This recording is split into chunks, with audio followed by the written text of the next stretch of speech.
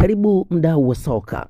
Maisha yanaenda kasi sana. Tupo hapa kukujuza, kukuhabarisha na kukwambia yale ambayo yanaendelea. Muhimu kama uko vizuri kiafya, kama haujawahi kusubscribe kwenye YouTube channel yetu, subscribe. Na kama umesha subscribe kwenye YouTube channel yetu, basi tuwe pamoja hapa kuendelea kujuzana kwa kile ambacho kinakuwa kinaendelea hasa katika masuala ya kimichezo.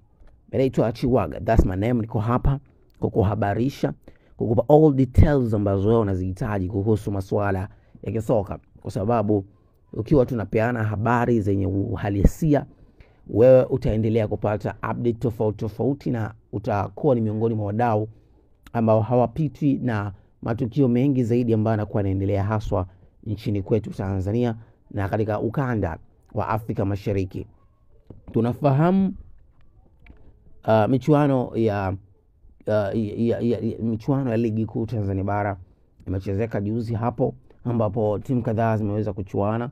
Klabu ya Simba waliweza kucheza na JKT, mchezo ambao timu ya Simba waliweza kushinda kwa goli 2-1, na mchezo mwingine ukachezeka siku ya Jumapili ambapo klabu ya Young African waliingia kukutana na KMC, mchezo ambao walimalizika kwa Yanga kushinda goli 4-1.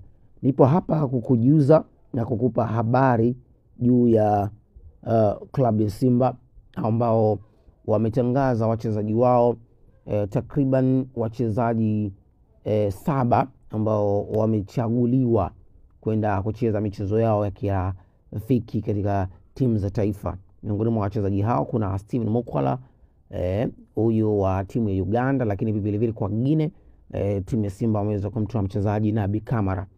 Ni miongoni mwa wachezaji wa kigeni wawili ambao wameweza kupata nafasi ya kwenda kuwakilisha timu zao za taifa katika michezo ya kalenda ya FIFA. Lakini kwa Tanzania bara, kama unavyoona hapo kwenye dashboard, kuna goalkeeper ambaye amepata hiyo nafasi. Kuna mchezaji maarufu kabisa huyu ambaye anaitwa Baba Esther, naye ni miongoni mwa wachezaji ambao wamepata nafasi hiyo.